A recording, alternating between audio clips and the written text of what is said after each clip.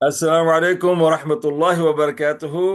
خوش آمدید ہو میرے بھائیوں اور بہنوں کو، تمام لوگوں کو۔ ماشاءاللہ آج جو ہے رمضان کا 15واں روزہ ہے، اور یہ جو ہے سمجھ لو کہ دوسرا ہفتہ چالو ہو چکا ہے، اور مجھے امید ہے کہ انشاءاللہ نہیں، یہ تیسرا ہفتہ ہے ماشاءاللہ، جب کہ ماشاءاللہ پہلے دو ہفتوں میں ہم نے ماشاءاللہ 14 جو ہے نصیحتیں اللہ اس کے رسول کی سنی ہے، اور اس پر کوشش بھی کی ہوگی کہ ہم نے عمل کیا ہو۔ انشاءاللہ تعالیٰ ہمیں عمل کی توفیق عطا فرمائے۔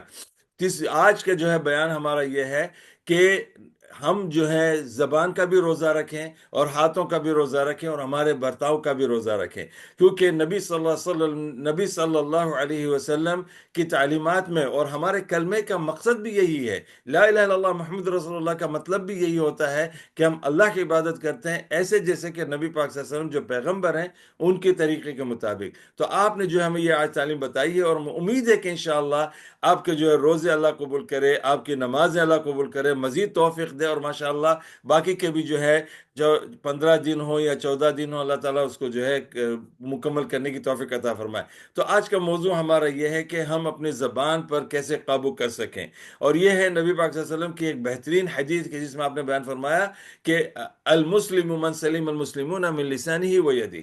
سچا مسلمان وہ ہے کہ جو اپنی زبان سے اور ہاتھوں سے جو کسی غیر کو تکلیف پہنچتی ہے ان سے بچاتا ہے۔ یعنی سچا مسلمان وہ ہے کہ اپنی زبان سے بھی کسی انسان کو، کسی مسلم کو، غیر مسلم کو اپنی زبان سے تکلیف نہیں دیتا، نہ گالیاں دیتا ہے، نہ چلاتا ہے، نہ غیبتیں کرتا ہے، اور اسی طرح ہاتھوں سے بھی جو ہے وہ کسی کو جو ہے نقصان نہیں پہنچاتا، مارتا نہیں ہے، زخم نہیں پہنچاتا ہے، ان کو جو ہے ان کی چیزوں کو خراب نہیں کرتا ہے، توڑتا پھوڑتا نہیں ہے۔ تو یہ ہمارے روزے سے کیوں اس کا تعلق ہے؟ کیونکہ ہم روزوں میں کیا کرتے ہیں؟ ہم کھانے سے رک جاتے ہیں، کھانا نہیں کھاتے ہیں۔ اسی طرح جو ہے ہم پینے والی چیزیں جو حلال ہوتی ہیں اس سے بھی رک جاتے ہیں۔ اور تیسری چیز ہم کیا کرتے ہیں کہ جو ازدواجی زندگی مرد اور عورت کے درمیان میں جو تعلقات ہوتے ہیں ان سے بھی ہم پرہیز کرتے ہیں، سورج غروب ہونے سے لے کر سورج طلوع ہونے سے لے کر سورج غروب ہونے تک۔ لیکن کیا یہ کافی ہے؟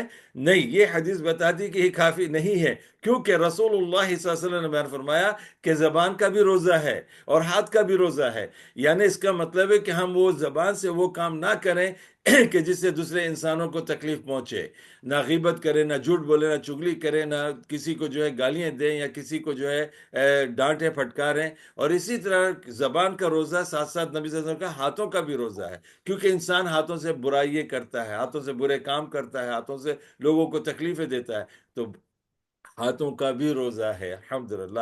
تو آج کی حدیث مجھے زیادہ لمبی طویل نہیں کرنی ہے، سمجھانا ہے، سمجھدار کے لیے اشارہ کافی ہے کہ اللہ کے رسول صلی اللہ علیہ وسلم کی اس حدیث پر عمل کرنے کی کوشش کریں، اور انشاءاللہ اپنے روزوں کے لیے جو ہے آگے بڑھ جائیں، اور دعا کریں کہ اللہ تعالی ہمارے روزے قبول فرمائے۔ تو زبان کو کنٹرول کرنا، اور اسی طرح ہاتھوں کو بھی اپنے جو ہے کسی کو نقصان پہنچانے سے روکنا، یہی سچا مسلمان ہے جو یہ کرتا ہے، زبان کو بھی کنٹرول کرتا ہے، ہاتھوں کو بھی کنٹرول کرتا ہے۔